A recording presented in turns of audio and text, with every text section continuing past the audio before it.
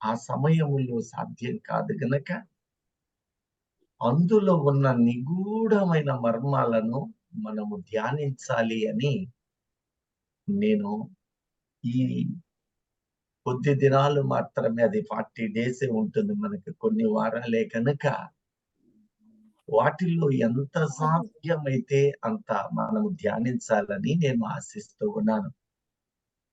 ప్రకటన గ్రంథం ఇది దాటిన తర్వాత మరలా మనము ధ్యానించుకుందాం. దేవునికి మహిమ కలుగును గాక. ఇందులో మీకు ప్రశ్నలు కూడా నేను అడుగుతాను.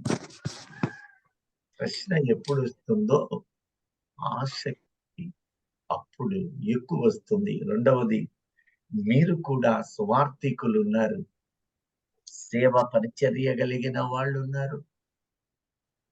వాటిని రాసుకొని తద్వారా సంఘములలో ఆయన జరిగించిన గొప్ప కృపను దాచి ఉంచిన ఉండు 10 నిమిషాలు అలా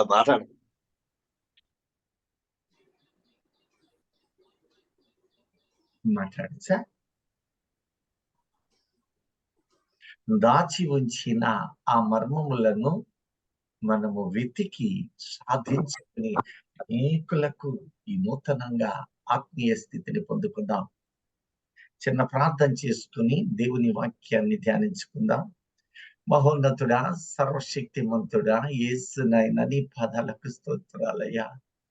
నాయనా, నేను అల్పుణ్ణి, అయోగ్యుణ్ణి, ఎన్నిక లేనివాణ్ణి. నన్ను నీ సిలువ చాటును మరుగు చేసుకుని నోటికి నోరుగా బోరగా చేసుకుని మీరు మాట్లాడండి. ఓ పరిశుద్ధాత్మ దేవా, నీవు మాట్లాడితే మేము బ్రతుకుతాం. నీ లోతైన ప్రతి మాటలు జీవమును ఏర్పాటు చేసిన వాడు. జుంటి తేనె దారల కన్నా మధురమైన ఈ మాటలను మాకు నేర్పమని నేర్పిస్తున్నందుకై స్తోత్రాలు తెలియచేస్తూ ఈ ప్రార్థన మా ప్రభువైన యేసుక్రీస్తు నామమును బట్టి కృతజ్ఞతాస్తుతులతో సమర్పిస్తున్నాను తండ్రి. ఆమేన్, ఆమేన్.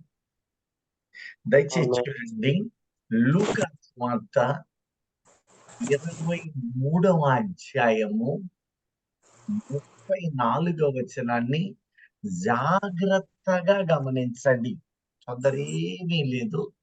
నిగూఢమైన సత్యాలను లోకముందున్న దేవుడు మన గురువుకు అనుగ్రహిస్తూ ఉన్నాడు గనక ప్రతి మాట, నాకు విన్న మాటలలో ఎంత కమ్మని మాట.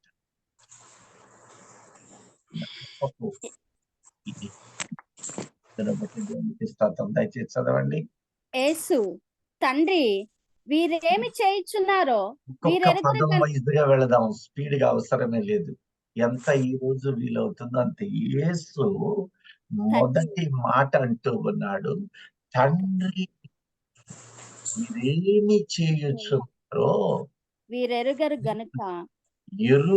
గనుక వీరిని క్షమించమని చెప్పను. క్షమించమనను. అక్కడొక్క నిమిషం ఆగండి.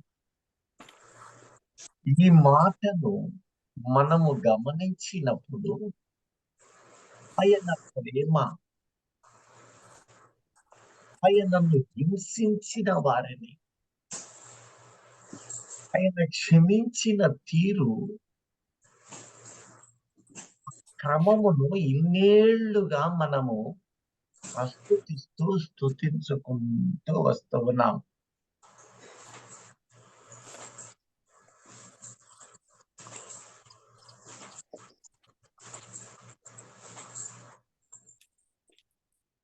లక్ష్మీపతి గారు కొద్దిగా మ్యూట్ లోకి ఏమన్నా వీలవుద్దా? దేవునికి మహిమ కలుగును గాక. చూడండి, ఇన్నేళ్లుగా మనము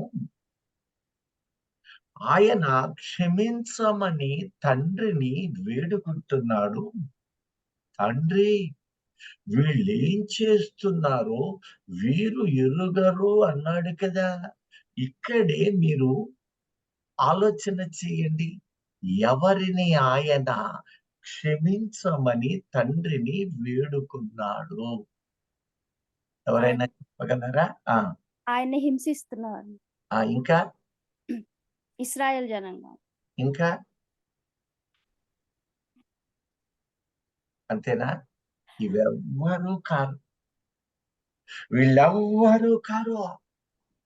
ఇదేంటయ్యా, ఈ రోజున నేను కూడా క్షమించమని వేకువనే అడుగుతున్నానే, మరి నాకు క్షమాపణ ఉండదా? ఆ రోజున కూడా ఆయనను కొట్టారు, ఉమ్మి వేశారు, మొహాన అరచేతులతో గుద్దారు, ముసుగు వేశారు, కొరడాలతో కొట్టారు. చరిత్రకారులు అంటున్న సత్యం ఏమిటో తెలుసా? ముండ్ల కిరీటము పెట్టారట, ముండ్ల కిరీటము పెట్టారట. అది 153 ముళ్ళతోటి నింపబడింది. అందులో ఆ రెల్లును తీసుకొని కర్రను బలంగా అదిమి చిదిమి వేయుటకు ప్రయత్నం చేశారు.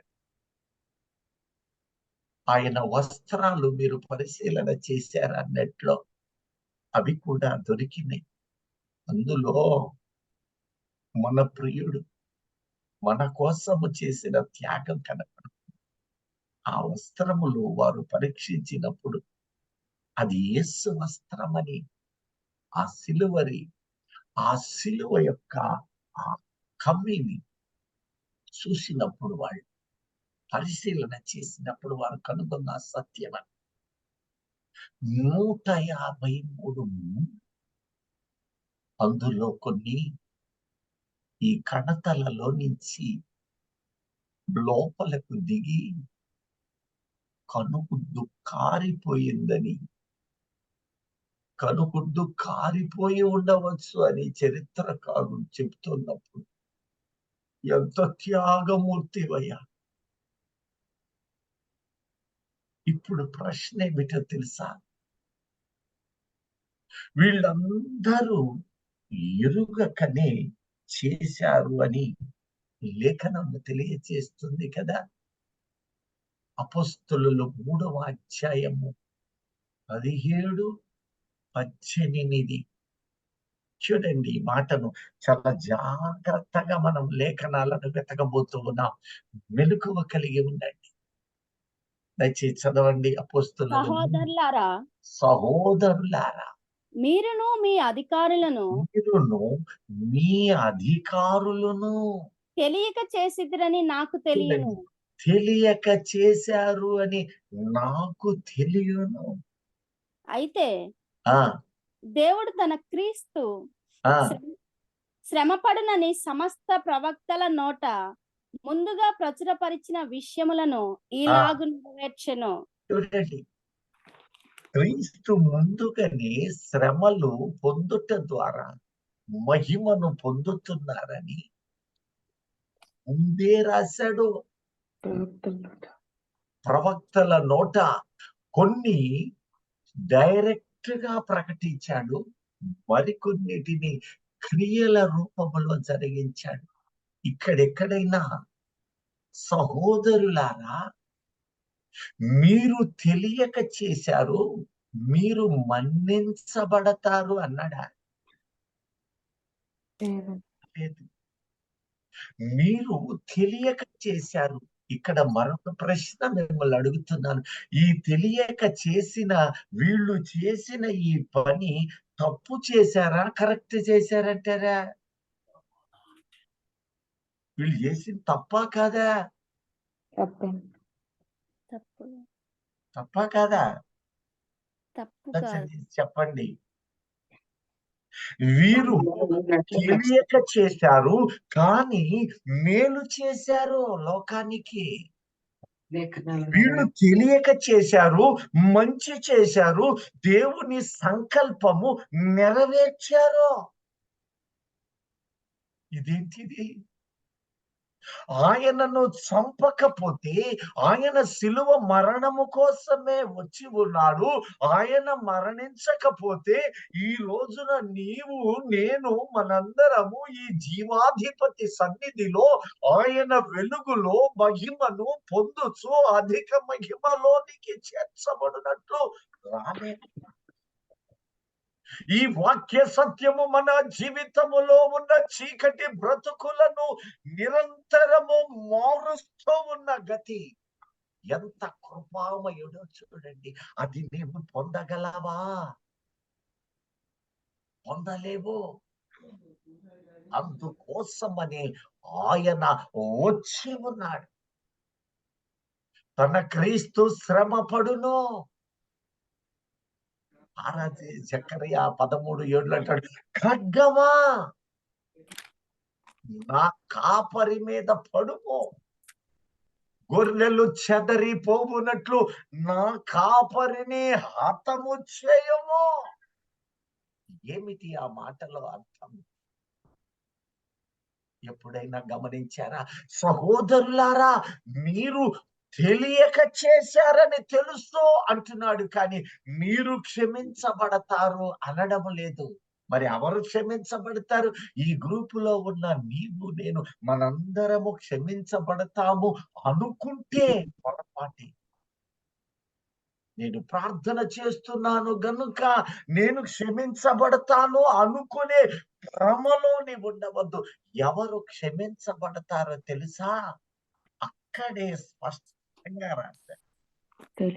ఒక 23:34లో ఆ వచనమును మరొక్కసారి ఆ కింద చివరి వచనాన్ని విస్పష్టంగా గమనించు.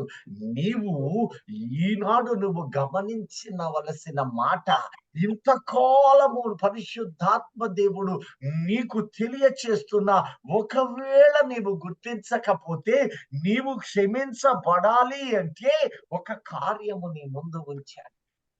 వారే క్షమించబడతారని లేఖనం ఉంది. చూడమ్మ ఒక్కసారి. యేసు, తండ్రి వీరేమి చేయుచున్నారో వీరెరుగరు గనక వీరిని క్షమించమని చెప్పెను. వారు ఆయన వస్త్రములు పంచుకొనుటకై చీట్లు వేసిరి. అదుకో వారు ఆయన వస్త్రములను పంచుకొనుటకు చీట్లు వేసిరి.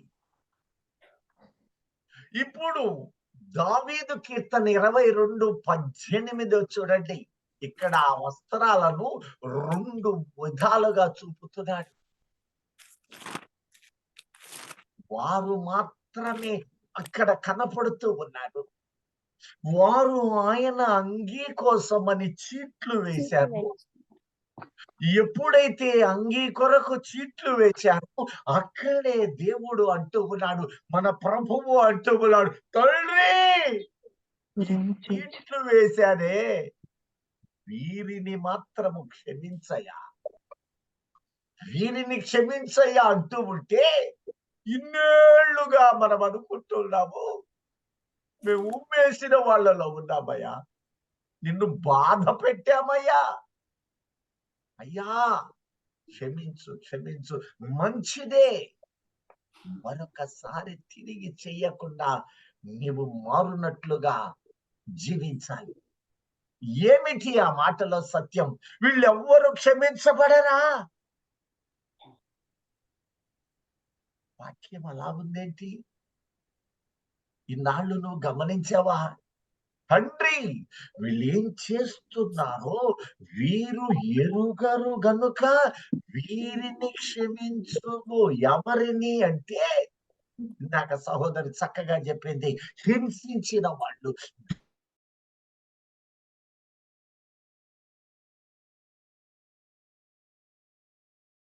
వీళ్ళని క్షమించమని చెప్పుకునే భావము మనలో ఉండి ఉంటే ఇక మీదట దానిని తుడిచివే. ఎవరిని క్షమిస్తానన్నాడు ఇప్పుడు లేఖనంలో? ఆయన వస్త్రములను పంచుకొనుటకై చీట్లు వేసి. చూడండి, ఆయన వస్త్రములను పంచుకొనుటకై వారు చీట్లు వేసిరి.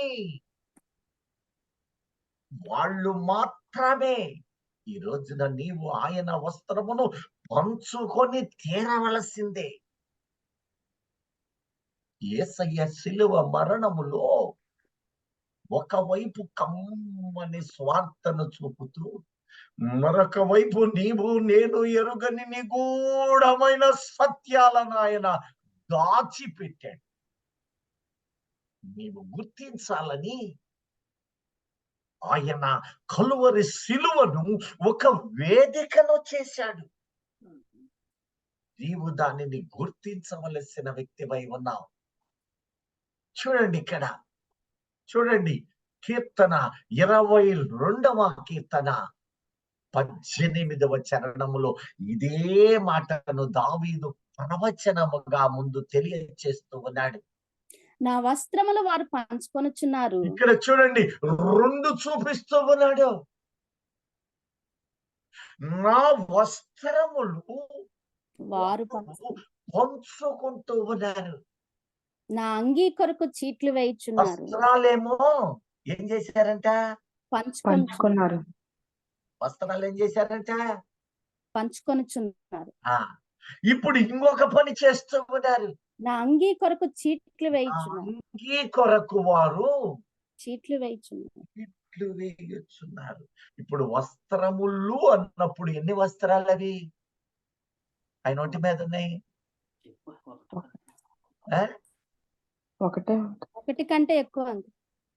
వస్త్రము అనలా, వస్త్రములు ఎన్నున్నాయంట? ఎవరైనా కనిపెట్టారా? ఇప్పుడు కనిపెడదామా? యోహాను 19వ అధ్యాయము చూడండి. యోహాను 19వ అధ్యాయము 23, 24. అక్కడ శిలువ మీద ఒక గొప్ప సందేశాన్ని పెట్టి ఈ రోజున నిన్ను జీవింప చేస్తున్న ఆయన కృప ఎంత మధురమైందో చూడు. సైనికులు ఆయన వస్త్రములు పంచుకున్నారో, వస్త్రము అనలేదు, వస్త్రములు అన్నాడు. అలాగే మరొకటి కలిపాడు, అంగీ. ఈ అంగీకున్న విశేషత ఏమిటి? ఎందువలన ఈ మాట అంటూ ఉన్నాడు? ఇది చదివి ఇక్కడ దావీదు చెప్పిన మాటను, అందులో ఉన్న ప్రవచన సత్యాన్ని కూడా మనము చూద్దాం. చదవమ్మా. సైనికులు యేసును సిలువ వేసిన తరువాత ఆయన వస్త్రములను తీసుకొని వేసేశారు. పలుసార్లు నీ అపరాధాలతో సిలువ వేస్తున్నావు. వేసిన తరువాత నీ ఒక పని చేయాలనే ఇంగితము నీకు రావడము లేదు. ఆయన వస్త్రాలు పంచుకోవాలనే ధ్యాస నీలో కలిగితే మరలా నీవు సిలువ వేయలే. ఆయన వస్త్రములు పంచుకోవాలి. దానికోసము చీట్లు వేయాలి. ఇక్కడ ఏమంటున్నాడు తెలుసా? ఆయన వస్త్రము అనలేదట, ఆయన వస్త్రములు ఎన్ని ఉన్నాయో ఇప్పుడు తెలియచేస్తూ ఉన్నాడు. చూడండి. ఆయన వస్త్రములు తీసుకొని ఒక్కొక్క సైనికునికి ఒక్కొక్క భాగము వచ్చినట్లుగా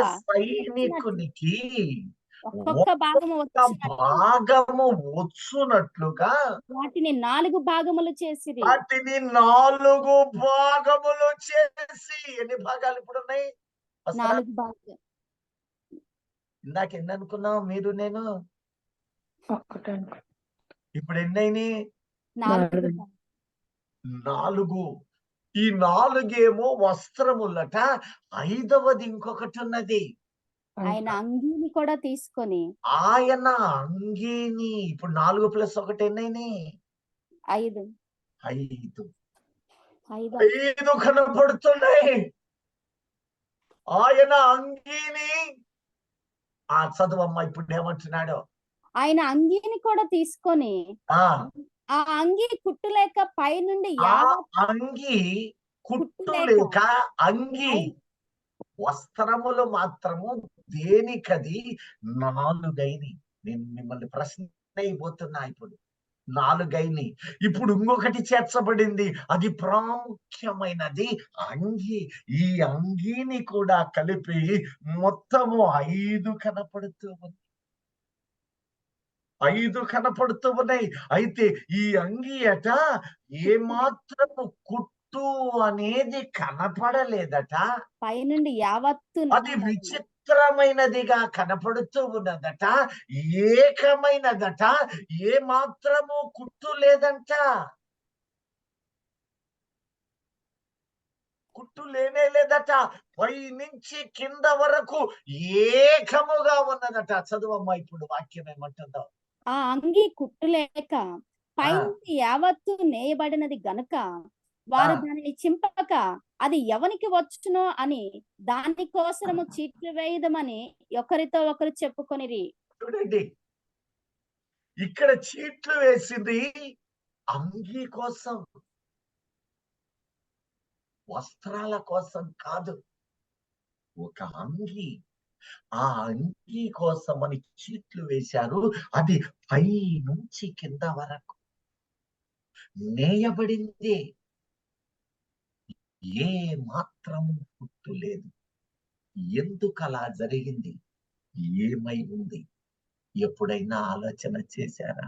ఆయన ఎంత ప్రణాళిక, మన ఎడల ఎంత గొప్ప ప్రణాళిక ఏర్పాటు చేశాడో చూస్తారా? ఇప్పుడు దావీదు కీర్తన 22:18కి మరలా ఒకసారి రండి. ఇక్కడ ప్రవచనం ఏం చెబుతుంది? నా వస్త్రముల్లో వారు నా వస్త్రములు వారు పంచుకున్నారు అనడములా, పంచుకొనుచున్నారు. ఆ రోజు నుంచి, ఆనాడు ఆదాముకు జరిగిన దినము నుంచి, ఆదాము పాపము చేసిన నాటి నుంచి ఇప్పుడు క్రీస్తులో ఒక బలిని ఏర్పాటు చేశాడు. ఆ బలి ఆనాడే కాదు, ఒక వస్త్రమును ఏర్పాటు చేసి ఉన్నాడు. ఆ వస్త్రము ఆనాటి నుంచి నేటి వరకు కూడా అనేకులైన దేవుని ప్రజలు పంచుకుంటూ ఉన్నారు. నేను పంచుకుంటున్నారు అన్నప్పుడు పంచుకుంటూనే ఉన్నారు. నేడు నీవు కూడా పంచుకుని తీరవాలి.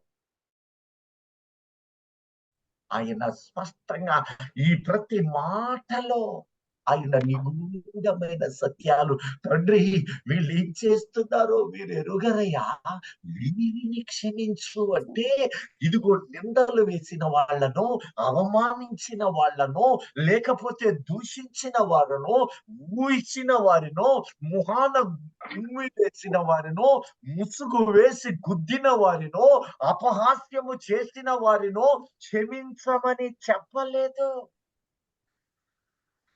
ఇన్నాళ్ళు నీవు ఆ అభిప్రాయముతో ఉంటే నీవు వాటిని తొలగించు. ఆయన స్పష్టత ఇస్తూ ఉన్నాడు. నీవు గమనించాలని అక్కడ కామా పులి స్టాప్ కూడా పెట్టాడు. ఆయన వస్త్రములను పంచుకుంటున్నాడే, వీరిని క్షమించు ఓ తండ్రి, ఓ తండ్రి, వీళ్ళని క్షమించు అని అంటూ ఉన్నాడు. దాంతో ఉన్నాడు, పంచుకొనుచున్నారు. నా అంగీ కోసము వారు ఏం చేస్తున్నారట? చీట్లు వేశారు అనడంలా, చీట్లు వేయుచున్నారు,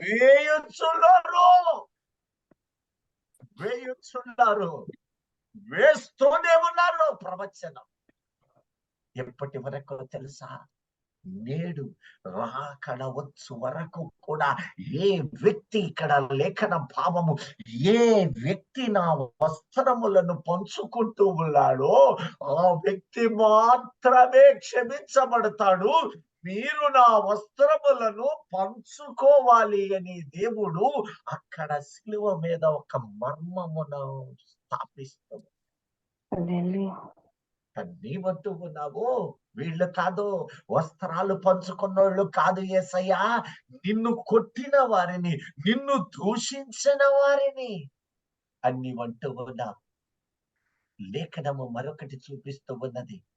ఏమిటి దానికి దీనికి వ్యత్యాసం? ఇప్పుడు వస్త్రములు పంచుకొనడం అంటే ఏందయ్యా? చీట్లు వేయడము అంటే ఏంటయ్యా? ఎప్పుడైనా యోచన చేశావా? ఆయన పుట్టుకను, ఆయన శిలువ మరణాన్ని, 7 మాటలను, ఆయన పునరుద్ధానమందు కూడా నిగూఢమైన 7 మాటలను వేదికను చేసి చెప్పాడే కానీ నువ్వు సువార్తగా దానిని తీసుకున్న నాడు అది కమ్మని సువార్తగా ఉంది. కానీ నీవు దానిలో పరిశుద్ధాత్మ ద్వారా నిగూఢమైన సత్యము, నీలో నాలో ఉన్న పరిశుద్ధాత్మ దేవుడు అందులో నీవు గ్రహింపలేని నిగూఢమైన మర్మములను బయలుపరుస్తాడు. ఎంత జాలి గల దేవుడు చూడండి. ఆనాడే క్రీస్తు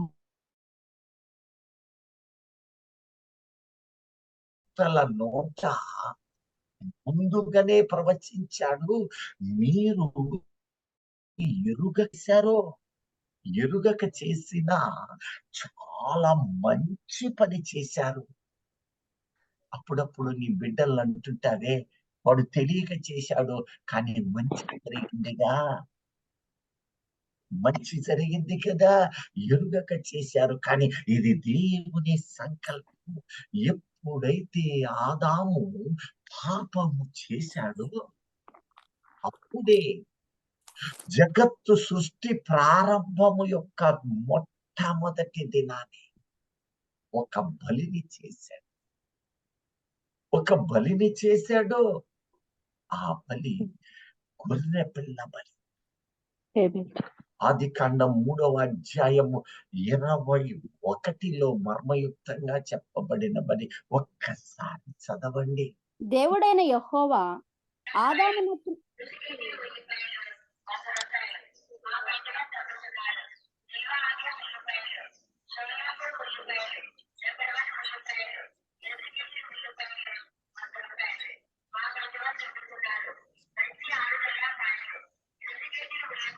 అయ్యా విజయ్ గారు, కొద్దిగా పవన్ వాటిని చూస్తూ ఉండయ్యా.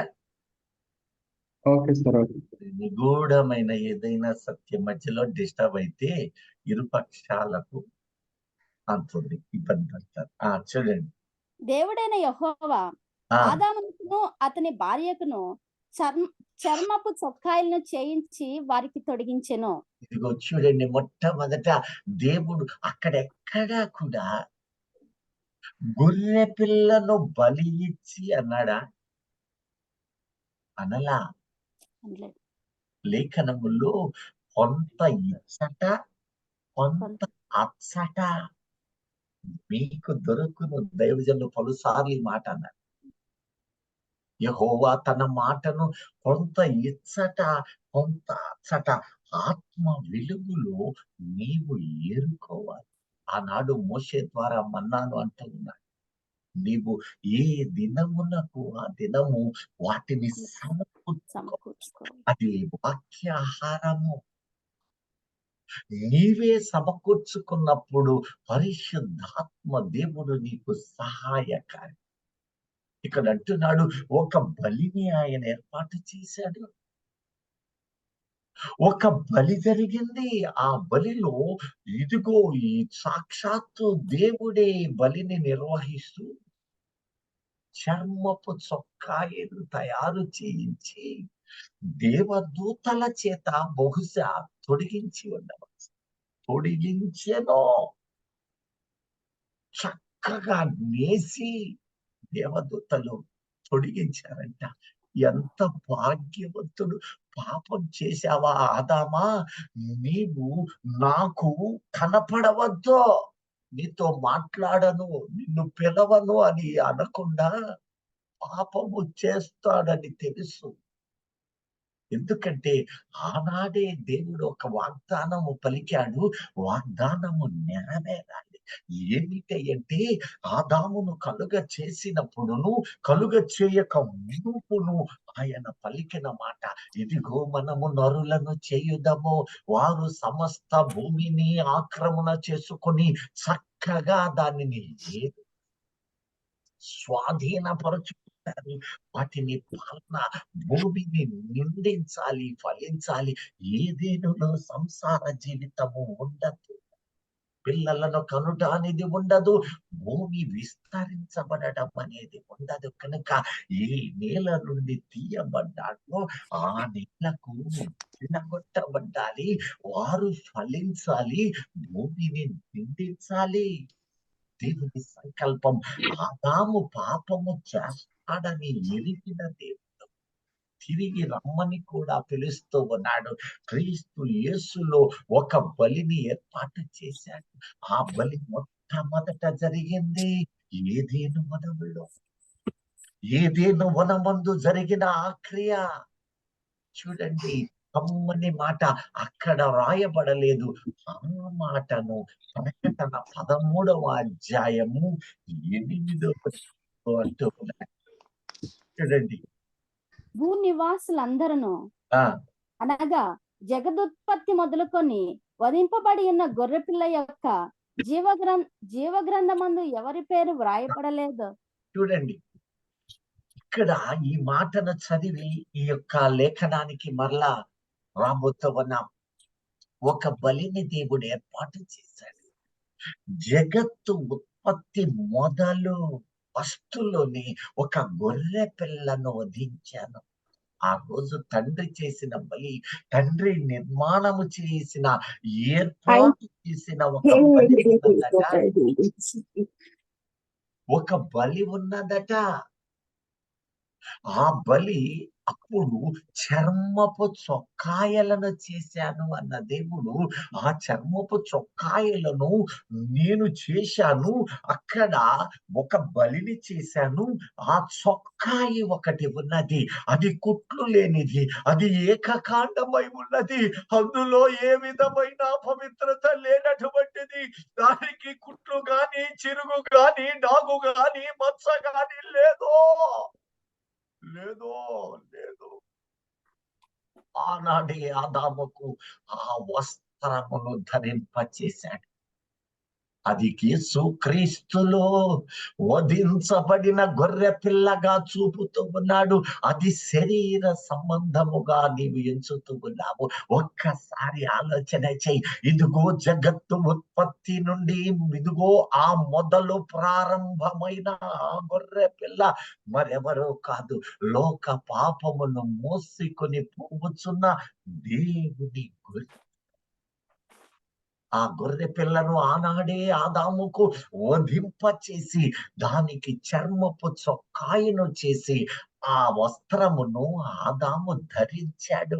ఒక దినము రాబోతుంది ఆదామా, ఒక దినము రాబోతుంది ఆదామా, నీ ప్రతి పాపమును నేను కడగబోతూ ఉన్నాను, నీకు వస్త్రము ధరింపచేసి. ఆ వస్త్రము క్రీస్తు యేసు దేహమై ఉన్నది, సంఘము ఆయన శరీరమై ఉన్నది. ఆ వస్త్రము ఎవడు ధరిస్తూ ఉన్నాడు? ఆ వస్త్రమును ఎవడు ధరిస్తూ ఉన్నాడు? తండ్రి. ఈ వస్త్రము ధరించిన వానిని నీవు క్షమించబోతున్నావని కృతజ్ఞతలో ఆ అర్థమును ప్రకటిస్తున్నాడే గాని మరొక భావంగా చూపలేదు. ఇదేమిటిది? ఇన్నేళ్లుగా కొట్టిన వాళ్ళను, తిట్టిన వాళ్ళను, దూషించిన వారిని, ఉమ్మి వేసిన వాళ్ళని అనుకున్నానే, మీరు ఎరుగక చేసి తీరని తెలియను. అందుకే ఆనాడే ఒక బలి జరిగిందయ్యా. ఆ బలి పశువు ఎవరో కాదయ్యా, ఆ బలి చేయబడిన దేవుని గొర్రె పిల్లయేనయ్యా.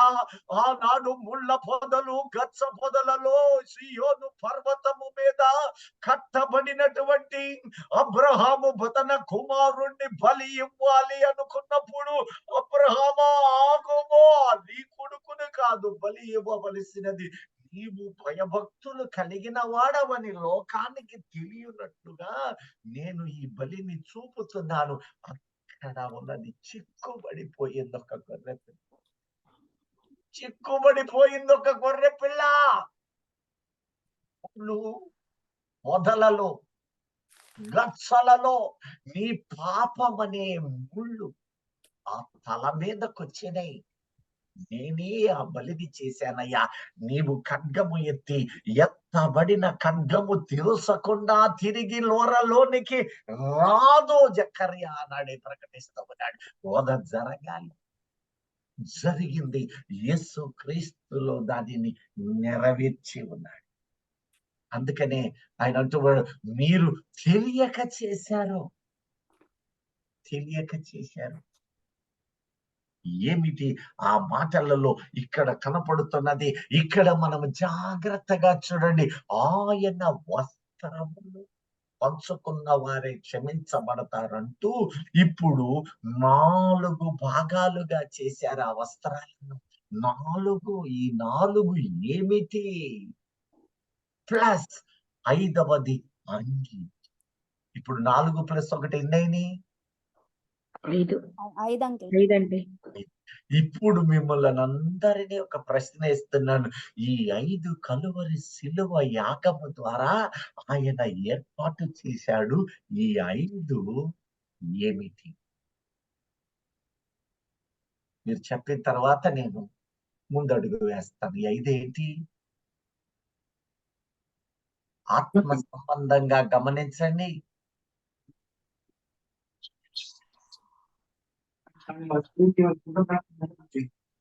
అయ్యా, ఈ 5 ఏంటి? పంచగాయాలు. వెరీ గుడ్, చక్కగా చెప్తున్నా. అసలు చెప్పిన వాళ్ళ కంటే చెప్పిన వాళ్ళు మేలే కదా. ఇంకా చాలా మంది ఈ శ్రమల దినాల్లో అదే అంటారు, పంచగాయాలని. 2 చేతులు, 2 కాళ్ళు, 4. ఆ పక్కలో పొడిసాడే ఇదే 5. అంతేనా? చాలా చర్చలో వాళ్ళు నన్ను అడిగిన సందర్భాలు. ఇప్పుడు సూటిగా మిమ్మల్ని అడుగుతున్నాను, ఈ 5 ఏమై ఉన్నది? ఈ కలువరి శిలువలో ఆ వస్త్రములు 5గా ఉంచాడు. అదేమిటో తెలుసా? చెప్పండి. ఆసక్తి కలిగిన వారు ఏదో ఒకటి పంచుకోండి. పంచగాయాలు, పంచసూత్రాలు, పంచేంద్రియాలు కాదు. నీవెరుగుదువు. ఇదిగో తన దాసుని నోట దైవజనులు పలుసార్లు ప్రకటించాడు. మరి మీరు జాగ్రత్తగా వింటున్నారని ఆశపడుతూ ఉన్నారు. రక్షణ ఇంకా ఫైవ్‌ఫోల్డ్ మినిస్ట్రీ హల్లెలూయా. ఎక్కడున్నారు? ఏం చదువుతూ ఉన్నావు? కలువరి శిలువ రక్తముతోటి ఆ శిలువ రక్తం అనేకులకు పంచునట్లు, లసించిన బ్రతుకులను వెలిగించునట్లు, జీవము లేని నీ బ్రతుకును జీవములోనికి మార్చునట్లు తన శిలువ ప్రాణమును పెట్టి నీవు పంచుకో. నేను ఒక మినిస్ట్రీని ఏర్పాటు చేశాను. That is called fivefold ministry. ఆయన రక్తములో నుంచి ఏ వ్యక్తి పంచుకుంటూ ఉన్నాడో, ఏ వ్యక్తి దానిని ధరించుకుంటాడో, ఆ ఫైవ్‌ఫోల్డ్ మినిస్ట్రీని నేను మహిమగల సంఘమని ఎంచుతూ ఉన్నానంటున్నా దేవుని. మహిమ కలిగిన దేవునికి స్తోత్రం. ఆమేన్. హల్లెలూయా. గమనించు, నీవు ఆ వస్త్రము ధరించి తీరాల్సిందే. ఈరోజు చెయ్యాలా ఈ కార్యం? ఈరోజు చెయ్యాలా? ముందే చేశాడు. ఒక ఆయన ఉన్నాడు, అతని క్యారెక్టర్ ని మనం జాగ్రత్తగా చూస్తే యేసు క్రీస్తు క్యారెక్టర్ కి సరిపోయే జీవితాలు ఉన్నాయి. అతని జీవితంలో అనేకమైన శ్రమలు, ఉప్పెనలు, బాధలు, ఒంటరితనము. చక్కగా చెప్పారు సహోదరి. దేవునికి మహిమ కలుగును గాక. ఒక వ్యక్తిని చూపుతూ ఉన్నాడు. వాళ్ళ నాన్న ఏం చేశాడు తెలుసా? ఈ విచిత్రమైన అంగీని అతనికి తొడిగించాడు. ఈ అంగి ఇప్పుడు కాదు వచ్చింది, అందుకని కమ్మని పాట ఒకటి ఉంది. యాకోబు తండ్రి అయిన దేవునికి సాదృశ్యంగా చూడు. యాకోబు నోటి మాట, వాక్యమును యాకోబుకు. పాట పాడగలరా కొద్దిగా వచ్చారను? తెలియచేసిన వాడనే ఏ జనము అందరూ పాడండి, అలా పాడండి. వాక్యమును యాకోబుకు తెలియజేసిన వాడని ఏ జనమునకి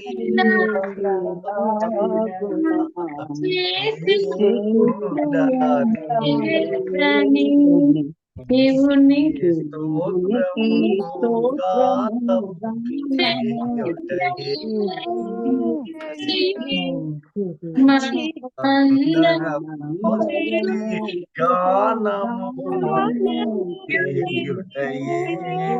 మంచిది. ఏమిటి యాకోబు ద్వారా దేవుడు ఏర్పాటు చేసిన క్రమము అంటే, ఈ యాకోబు ఏం చేశాడో తెలుసా? ఇక్కడ మీకు ఎప్పుడు సందేహాలు రాలేదా? మనము చదవాలి. పదే పదే ఒక ఆయన అంటాడు, నేను 15 సార్లు చదివానయ్యా, నాకు ఈ ముక్క అర్థం కాదు. ఎన్నడూ వినలా. కానీ నువ్వేంటి ఇటు చెప్పావు? నేను కాదు, లేఖనం ఉంది. ఈ రోజున నీవు కాదు, నీలో ఉన్న పరిశుద్ధాత్మ దేవుడు కొవ్వుతూ ఉంటాడు. వెండిని సాధించినట్లు, బంగారాన్ని సాధించినట్లు సాధింప చేస్తాడు.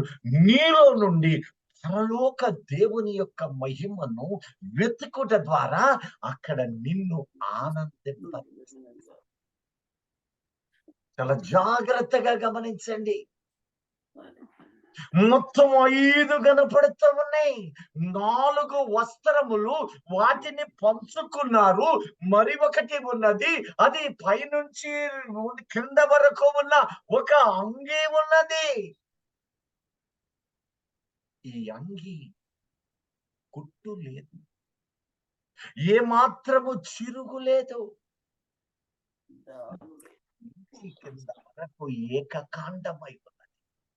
దానికి అందుకనే విచిత్రమైన ఆ స్థితిని అని వాళ్ళు ప్రకటిస్తూ ఉన్నారు. ఎందుకంటే వాటన్నిటికన్నా ఇది ప్రత్యేకమైనది ఈ వస్త్రం. దాన్ని చూసి మురిసిపోయారు వాళ్ళు. దానికోసమని చించటము మానివేసి చీట్లు వేశారు. ఈ రోజున నీవు కూడా ఆ వస్త్రములు పంచుకొనుటకై చీట్లు వేయాలి. వేశావా ఎప్పుడన్నా? చీట్లు వేశామన్న వాళ్ళు సంతోషంగా దేవునికి స్తోత్రం చెప్పండి. ఒక్కరు చెప్పారు, ఇంకెవరు లేరా చీట్లు వేసిన వాళ్ళు? కొన్ని పంచుకున్నారా? పంచుకున్నాం అన్నవాళ్ళు దేవునికి స్తోత్రం చెప్పండి. ఎవరు చీట్లు వేశారో, ఎవరు పంచుకున్నారో వారు మాత్రమే పరదేశుకి వారసులు, ఇంకెవ్వరు కాదు. కాబట్టి నీవు చేయాల్సింది ఏమిటో తెలుసా? చీట్లు వేయడము, పంచుకోవడం. ఇదేంటయ్యా? ఎస్. అయితే దేవుని మహోన్నతమైన కృప ఏమిటంటే, ఆ చీట్లు వేయువారు, ఆ పంచుకుని వారు మనలో ఎందరో ఉన్నారు. ఇప్పుడు మీకు రావాల్సిన డౌట్ ఏంటంటే, ఈ చీట్లు వేయడము అంటే ఏమిటి? పంచుకోవడం అంటే ఏమిటి? అది తెలుసుకున్న నాడు నీవెంతటి భాగ్యవంతుడవు, ఎంతటి భాగ్యశాలి అయి ఉన్నావో, భాగ్యవంతురాలవో నీవు ఎరుగవో తెలుసుకో. దేవుడు నిన్ను ఎంత గొప్ప పాత్రగా ఎంచాడో ఈ రోజు నీకు తెలియడం లేదు. ఈ లేఖనమును తర్వాత గ్రహించినప్పుడు నీవు ఆనందముతో, ఎంత పూర్ణ హృదయంతో నింపబడతా. సంతోషమే. ప్రియ దైవజనమా, వారి క్షమించబడతారని ఎందుకన్నాడు? ఈ రోజున నీవు గ్రహించలేదు గనుక అయ్యా ఈ చీట్లు వేయటం అంటే ఏమిటి అయ్యా, అంగి- ఈ యొక్క పంచుకోవడం అంటే ఏమిటి, సువార్త పంచుకోవడం. స్వార్థ పంచుకోవడం. ఇంకా సరే, ఇదిగో ఆయన అంటూ ఉన్నాడు, నేను కలువరిలో ప్రాణం పెట్టాను. ఆదాము పాపము చేస్తాడని తెలుసు. అప్పుడు నేను ఒక వస్త్రము అంటే ఏమిటో తెలుసా? దేహం, శరీరం. శరీరమే. వస్త్రము అంటే సంఘము, క్రీస్తు శరీరము అన్న దేవుడు. ప్రకటన 19వ అధ్యాయము 13వ వచనములో ఆ క్లారిటీ స్పష్టపరుస్తున్నాడు. చూడండి. రక్తములో ముంచబడిన వస్త్రం ఆయన ధరించుకొని ఉండెను, మరియు దేవుని వాక్యము అను నామము ఆయనకు పెట్టబడి ఉన్నది. రక్తములో ముంచబడిన వస్త్రం.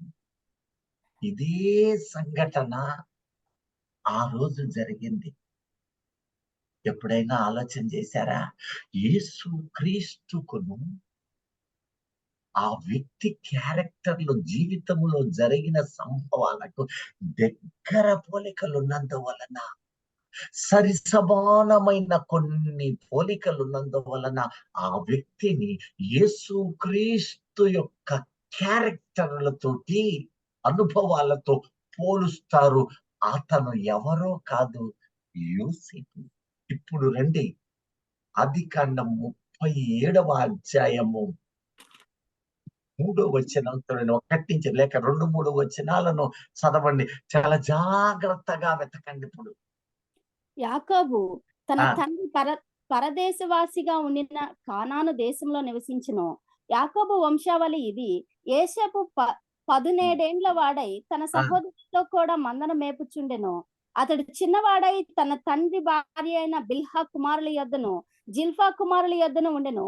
అప్పుడు యోసేపు వారి చెడుతనమును గూర్చిన సమాచారము వారి తండ్రి యొద్దకు తెచ్చుచుండువాడు. మరియు యోసేపు ఇశ్రాయేలు వృద్ధాప్యమందు పుట్టిన కుమారుడు గనుక తన కుమారులందరికంటే ఎక్కువగా అతన్ని ప్రేమించి అతని కొరకు విచిత్రమైన నిలువుటంగి కుట్టించెను. చూడండి, ఈ నిలువుటంగి ఉందే ఎప్పుడు చేశాడో తెలుసా? యోసేపు దగ్గర. ఇక్కడ మీకు ఏదైనా ప్రశ్న వచ్చిందా? ఎన్ని ప్రశ్నలు రావాలి, ఏం రాలేదా?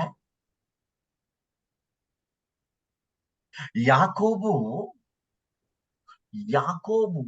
తన భార్య అయిన రాహేలు ద్వారా వృద్ధాప్యమందు కన్న కొడుకు ఎవరు?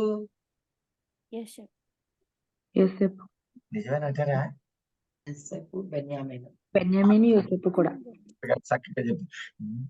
ఇంకొకడు ఉన్నాడు కదా, బెన్యామీను. అసలోడు ఉన్నాడు, ఆఖరోడు. అప్పుడు అంటారే తల్లిని బాగొట్టాడని, పుట్టుకతోనే తల్లిని లేపుకొని పోయాడు. వీడు పుట్టటమే కష్టం. ఒకడు ఉన్నాడు, వాడి గంట లాస్ట్ కడగట్టాడు. వాడి గొంతు బెన్నోమి అంటూ ప్రాణం వదిలింది. మరి అలాంటప్పుడు చిట్ట చివరి కొడుకు బెన్యామీను కదా. ఇప్పుడు ఈ అంగి ఎవరికి పెట్టాలా? బెన్యామీను పెట్ట. కానీ ఎవరికి పెట్టాడు? యోసేపుకి. యేసయ్యకు పెట్టాడు. ఇది శరీర రీతిగా అక్కడ చూపించి యాకోబు ద్వారా యేసు క్రీస్తు ద్వారా కలువరిలో నెరవేర్చాడు. ఏమిటది? కడగొట్టి కొడుకు బెన్యామీను. కానీ ఎంతో ప్రేమించాడంటే యోసేపుని. ఎందుకని యోసేపును అంతగా ప్రేమించాడు చెప్పండి? రాహేలుకి మొదటి కొడుకు కనుక. ఇప్పుడు తల్లికి పెద్ద కొడుకు ఇష్టమా, చిన్న కొడుకు ఎక్కువ ఇష్టం ఉంటుందా? చిన్న కొడుకు. కడగొట్టాడు. అందులోను యాకోబు కూడా అయ్యో పాపం తల్లి లేనోడు, అయ్యో పాపం ఈయన చూస్తారో, అయ్యో వాడి ఆలన పాలనేందో అనే మక్కువ బిడ్డలకు తల్లిదండ్రులు లేని వారి మీద మరింత జాలి కలుగుద్ది కదా. మరి యోసేపుని ఎందుకు అంతిగా ప్రేమించాడు? అతని కోసమని ఒక పాగాను పెట్టాడు. ఆ పాగా మీద ఏమున్నాయో తెలుసా? ఇజ్రాయేలు గోత్రాలకు చెందిన 12 రతనాలు ఉన్నాయి. అదేంటది? అందుకనే దానికి విచిత్రమైన పాగా. ఆ రోజు ఆ పాగా యోసేపుకు పెట్టించి అదే మోషేతోటి ప్రత్యక్ష గుడారములో సేవ చేయుచున్న యాజకుడు, ప్రధాన యాజకునికి ఈ ఏఫోదును ఏర్పాటు చేసి, ఈ ఏఫోదు అంటే ఒక పతకము, ఈ పతకము మీద ఇజ్రాయేలు 12 గోత్రాలకు సూచనగా 12 రతనాలను పెట్టి ఉన్నాడు. ఆ రోజు యోసేపు ఇటువారు కలిగి ఉన్నారు. అదే వస్త్రము యేసు క్రీస్తు ధరించినది, నిలువుటంగి. ఏమిటి ఆ మాటలలో ఉన్న సత్యం? ఆ వస్త్రమే ఈ రోజున నీవు నేను ధరించుకుంటూ ఉన్నాము. ఆ వస్త్రమును బట్టి నిన్ను క్షమించబడి ఉన్నాము. ఆ వస్త్రమును బట్టి నీవు పరదేశు వారసులై ఉన్నావు. అయితే నీవు దానిని ధరించిన క్రమములను ధరించిన తరువాత నీ అపరాధములు ఒప్పుకుంటూ ఉన్నావు, నీవు మన్నించబడుతూ ఉన్నావు. అది ధరించకుండా నీవెంత ప్రార్థన చేసినా నీకు క్షమాపణ ఉండదు. నీవును నీ అధికారులను ఎరుగక చేశారన్నాడే కానీ నిన్ను క్షమించాడు అనే పదము ఆ రోజు పేతురు. ఏమిటి ఆ మాట? ఇక్కడ నువ్వు జాగ్రత్తగా చూస్తే యోసేపును బహుగా ఎందుకు ప్రేమించాడు? ఇంకొక మాట చెప్పండి. ఒక పని చేశాడు. ప్రతిసారి ఒక పని చేసేవాడు. అదే యేసయ్య చేస్తున్నప్పుడు. చెప్పండి. తగ్గించుకున్నాడు ఒకటి. ఇంకా అసలైన పని దర్శనములకు భావం, సహోదరుల దోషాలు. అద్దుగో సహోదరుల గురించి దోషం. యోసేపు చేసింది ఏమిటో తెలుసా? తన సహోదరులు చేస్తున్న పాపము తండ్రికి వివరించి వారి పాప నివృత్తికై ప్రయాసపడ్డాడు. తండ్రి, వీళ్ళు తప్పులు చేస్తున్నారయ్యా, వీళ్ళు తప్పులు చేస్తున్నారు. తండ్రి, వీళ్ళ పాపము వారి మీద మోయకుండా నీవు ఒక హెచ్చరిక చెయ్యయ్యా, వాళ్ళు మారాలయ్యా, మంచోళ్ళయ్యా ఉండాలని ఉద్దేశముతోటి వారి పాపములు తండ్రికి తెలియచేస్తారు. ఈ రోజున కలువరిలో యేసయ్య చేస్తున్న పనులలో ప్రాముఖ్యమైనది ఈ రోజు కూడా, అయ్యా తండ్రి తండ్రి తండ్రి క్షమించు క్షమించు క్షమించు, నీ పక్షమున ఆయన తండ్రికి మొరపెడుతూ విజ్ఞాపన చేస్తాం. ఆయన కృపాసనముల నుండి మన కోసము విజ్ఞాపన చేస్తున్నాడనే లేఖనములోనే రాసి ఉంచాడు. అందుకని నా సేవకుడు, నా అద్వితీయ కుమారుడు, నా ప్రియమైన కుమారుడు, అతడు ఏ పాపము చేయలేదు, కానీ మీ పాపములు ఆయన మీద వేసి ఆయనను నేను నలగగొడుతూ ఉన్నాను అనే మాట ఇదిగో యెషయా ఆనాడే ప్రకటిస్తూ ఉన్నాడు. 53వ అధ్యాయము నుంచి 55వ అధ్యాయం వరకు. ఇక్కడ యోసేపు చేస్తున్న పని, తన సహోదరులు పరిశుద్ధులై ఉండాలి, తన సహోదరులు తండ్రికి ఇష్టమైన వాళ్ళై ఉండాలని వారి పాపములు ఇదిగో తండ్రికి మొరపెడుతూ ఉన్నాడు. యేసయ్య కూడా అదే సాదృశ్యం ఇక్కడ కనిపిస్తుంది. దానికి వాళ్ళు చేసిన పని ఏమిటో తెలుసా? ఒక అద్భుతమైన సత్యం అక్కడ దాచి ఉంచాడు. చూడండి, 31 నుండి 33 వచనాలు చదువుదాము. తర్వాత వారములో కాలములో సమయకాల పరిస్థితులలో దానిని ధ్యానించుకుందాం. చాలా జాగ్రత్తగా ఇక్కడ వరకు పట్టుకోండి. దేవునికి మహిమ కలుగును గాక. చదవండి ఒక్క మాట. సమయం వారు యోసేపు అంగీని తీసుకొని వారు యోసేపు అంగీని తీసుకొని ఒక మేక పిల్లను చంపి చూడండి, ఒక మేక పిల్లను చంపి దాని రక్తములో ఆ అంగీ ముంచి దాని రక్తములో ఆ ఆ అంగీ అంగీని ముంచి వేశారు, రక్తపు ముద్దగా ముంచి వేశారు.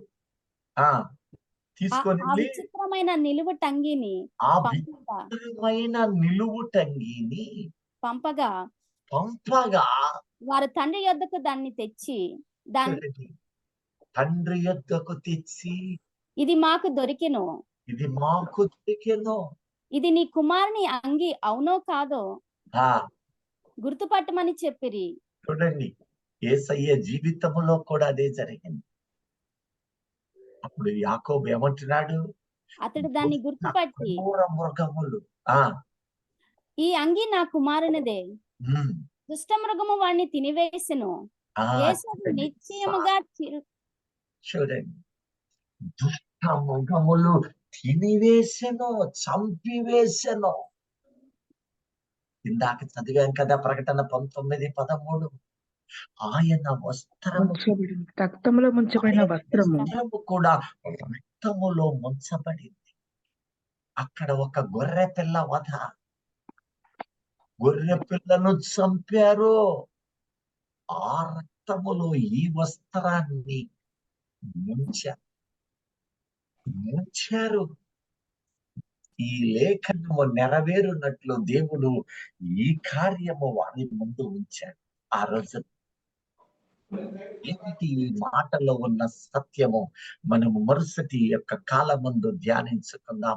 జాగ్రత్తగా పట్టుకొని, ఎన్నో ప్రశ్నలు ఇందులో రాబోతున్నాయి. ఈ పతకము, ఏఫోదు, అలాగే 4 వస్త్రములు ఏమై ఉన్నవి? వాటి 5-fold మినిస్ట్రీ నీ కోసము నా కోసము కలువరి శిలువలో ఆయన ఏర్పాటు చేసిన మహోన్నతమైన కార్యము మనము గ్రహించాలి అని లేఖన సారాంశం. అందుకనే ఇట్టి వారిని మాత్రము క్షమించు నాయన అంటూ ఉన్నాడు. ఈ రోజునంత గొప్ప క్షమాపణ నీవు పొంది ఉన్నావు. పొందిన క్షమాపణ యొక్క భాగ్యం ఏమిటో గుర్తించవలసిన వాడివై నీవు నేను ఉన్నాము. ఆ మాటను మనము మరి ఒక సమయము కూడా ధ్యానించుదాం. దేవుడు ఇంతవరకు విన్న ప్రతి మాటను బట్టి ఆయన మహిమను మనలోనికి నింపుతూ రాకకు సిద్ధము చేయును గాక. ఆమేన్.